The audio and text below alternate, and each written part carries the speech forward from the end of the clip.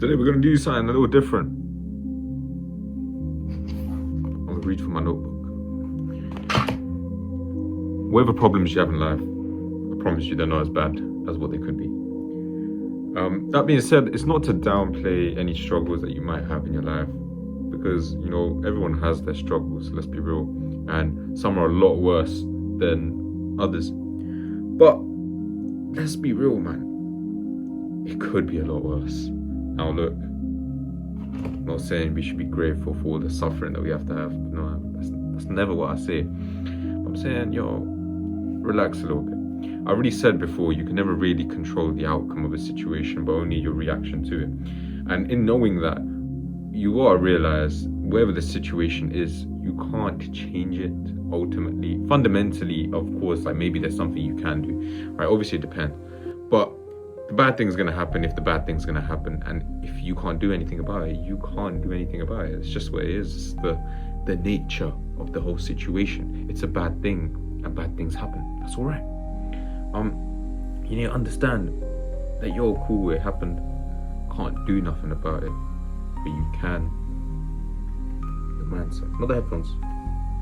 Beyond the headphones, the mindset. Change the mindset, and you'll understand that it was never that deep in the first place. Also, you know, suffering comes with perspective as well. Like, you'll realize as you change throughout your life, you'll grow up.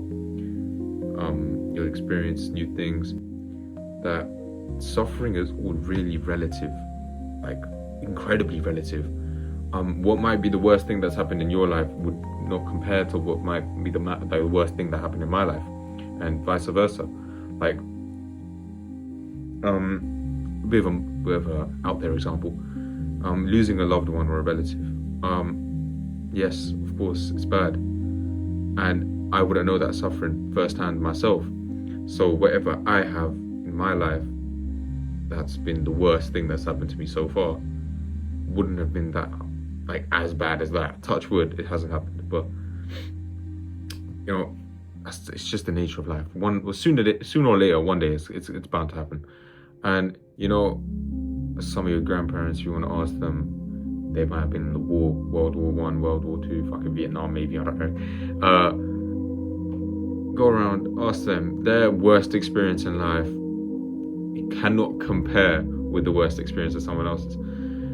So that being said, it's all relative. Like, the worst experience in a baby's life might be that they lost their pacifier, and I'm pretty sure I've said this, not on the YouTube channel, but I've definitely been. I remember this time last year, I was getting hella philosophical, and all my mates were getting like snaps of me just standing at the train station speaking, and people were looking at me like I'm a weirdo. But yeah, look, the worst thing that's happened in a baby's life might be that they've lost their pacifier. And the worst thing that might have happened in a 90-year-old man's life is that he's lost every single one of his friends and his loved ones.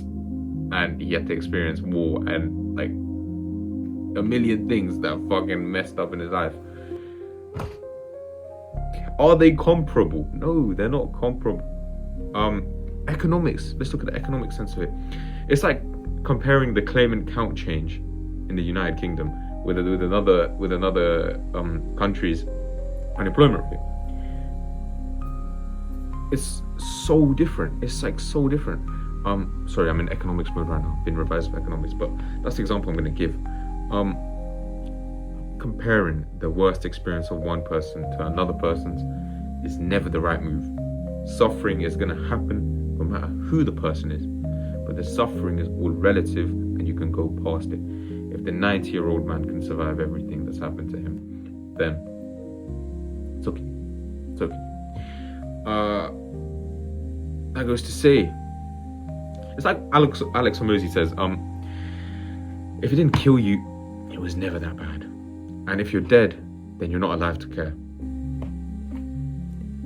It's sad, but it's true.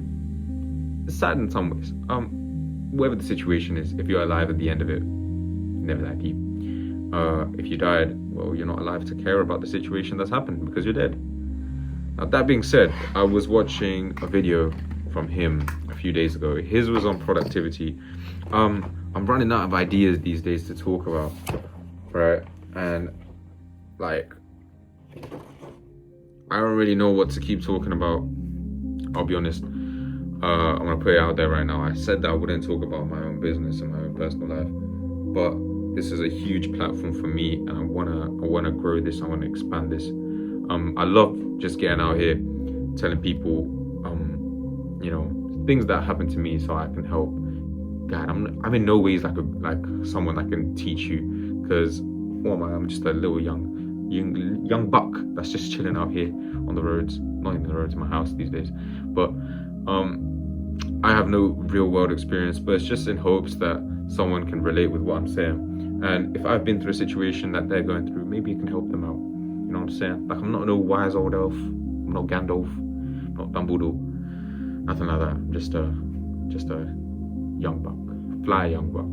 But what I want to do with this, I want to grow this. I want to, like, you guys need to explore your dreams, man. Find your purpose. I might make a video next week on purpose, to be fair. But yeah, find where you want to go, because I know where I want to go. I was planning on being profitable as a trader by now, but even though I'm out here talking all of this nonsense about psychology, my personal trading psychology is a bit cheeks.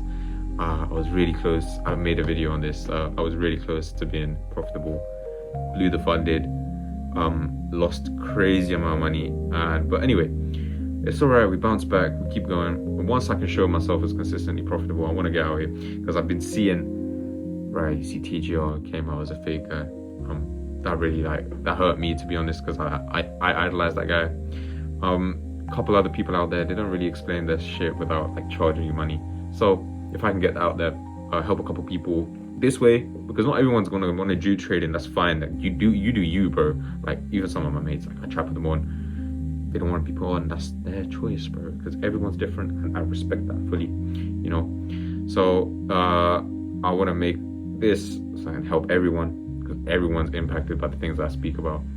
And then I was hoping to get some consistent payouts so I can actually have footing to teach people about trading, but I haven't done that yet. So soon. And in a way, that is a bit of a suffering for me, but it's not that deep, because it could be a lot worse. And obviously, what is a couple more months? And once we've done that, we're just gonna keep growing, keep expanding, keep doing more. I'll find new avenues to help people. We'll go from videos to helping them make money, to vocalizing political opinions. Whoa, where did that come from? Anyway, on the note of suffering, I was watching an Alex Hormozy video the other day, man. I actually love that guy. I don't even know what to say. He was talking about perspective shifts that helped him keep going. So there's 4 of them. The first one, honestly, this is one of his older videos, so it did get a bit ambiguous for me. But the first one is go 1,000 times negative. So if this bad thing, because I'm gonna assume if you're here, you're some bad thing has happened to you recently, or you're affected by some bad thing that's happened to you. If it happened to you 1,000 more times, how would you feel? The likelihood is that you would be completely desensitized to the whole situation if it happened to you 1,000 times more. So, that being said, if it happens 1,000 times and you're desensitized to it, then why are you feeling down when it's happened to you once? Just shortcut.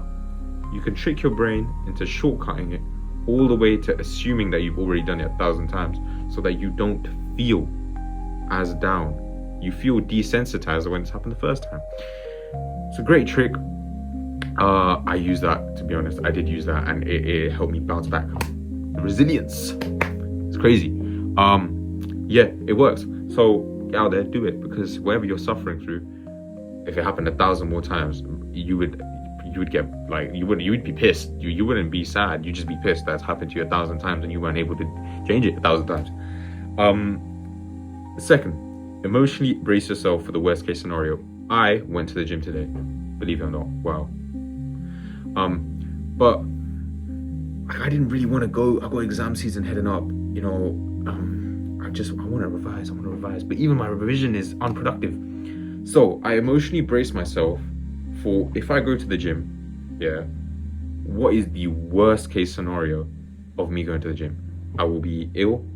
I would have a headache. I'll be lethargic. I'm not lifting the right weights. I spend way too long. I run out of water. My headphones die. I just go through all the avenues of the worst gym experience. And then I went to the gym. None of that happened. Pretty good workout. I don't know what happened with my bicep. Like I bugged out. I was normally lifting a lot more weight, and then like cut huge. I don't know what I did. Weird. It was weird, but it's alright. And like I came out and I'm home. I was like, look, none of that bad stuff happened. So retrospectively, if I could have done it with everything going wrong, then I can do it a million times better with everything going right. And that's like another perspective you can have when you're suffering. Like, if this situation was like a million times worse and I could still do what I'm doing, why am I not being grateful that it's not 1,000 times worse and I'm still being able to do what I do? It sounds a bit convoluted, but I hope you guys understand. Third is a pain anchor.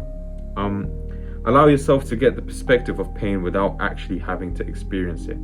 This minimizes any other problems by comparison. Problems don't get solved, we just stop caring. Pre-fire, basically, a bad thing happening to you. This kinda is similar to the second one, but not really. I had to try to discern the difference between the two of them anyway. But it's basically pre-firing something bad happening, already feeling the emotion of what could go wrong. Let's say you ask a girl out and she rejects you, right? Before you ask her out, mentally brace yourself that, okay, she's gonna, actually that's negative, actually that's actually negative manifestation. Don't do that. We'll use that example anyway. Put yourself through the sort of, oh, she's gonna reject me. How will I feel? Then put yourself through the pain of feeling how you're gonna feel when you're rejected. Basically, it's having negative expectation. So then when you go in, she rejects you, you're like, I already felt this emotion, so I don't really care because I already played it through my mind. Or, on the other hand, she doesn't. And then you're like, you know what? Now you're more grateful because you weren't expecting that. And then it did happen, so you're feeling more grateful. That is, I guess it's a bit of a poor example, to be fair, because it does involve negative manifestation. But you can't really have a pain anchor without negative manifestation. I feel like you have to experience the negative emotion, but not sort of expect the negative emotion, if you know what I'm saying. Having low expectations is a pretty good way to live life, because everything you end up with will be a lot better than what you expected. So you maximize for inputs, not for outputs, if you know what I'm trying to say. That you put in 100% of the work, you don't expect anything in return. And when you don't expect anything as grand in return, by relative comparison, it seems like you've done a lot more than what you thought you could do. Then you feel happier. So it's a good motive, but negative manifestation gets a bit tricky. I don't know, maybe I'll explore the law of manifestation and the law of attraction in another video. I just want to see where this goes. I'm literally getting ideas as I speak, which I don't get. Like the whole week I haven't gotten any ideas, but whatever.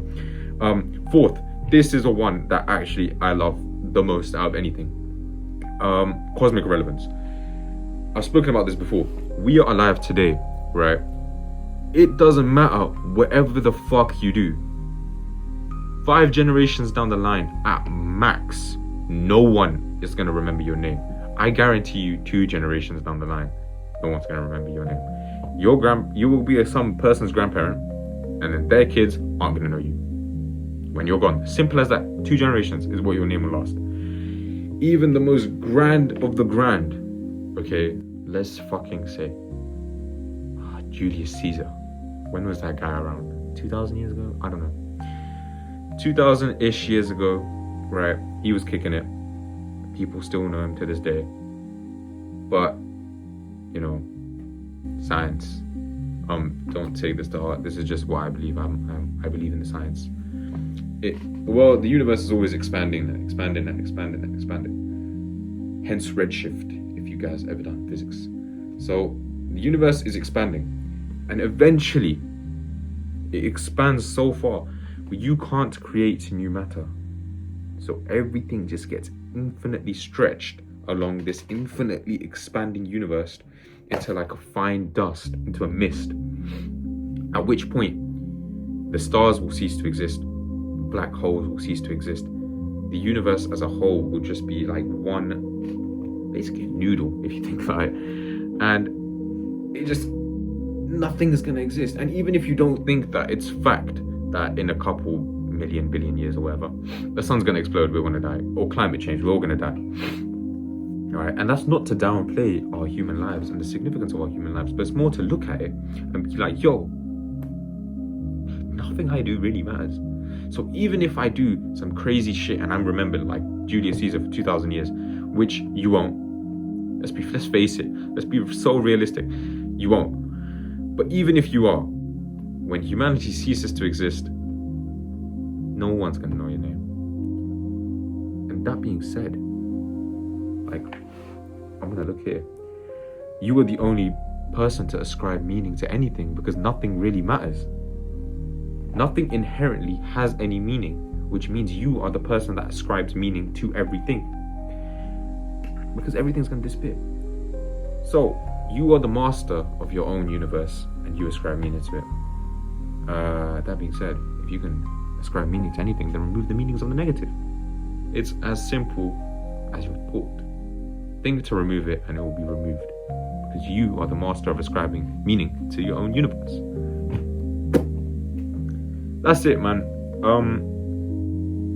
I really hope this does grow because I've been putting in not that much of it. I'll be honest. I sit down for like half an hour and then like I'll spend 15 minutes recording, 15 minutes editing around, just add a little music to it. But you know, it'll grow. I have my hopes, and they help people, I hope. That being said, bad things aren't that bad. So, don't focus on the negative, just grow. Love you guys. Take care. Keep loving. Keep staying great. Keep being grateful. That's all.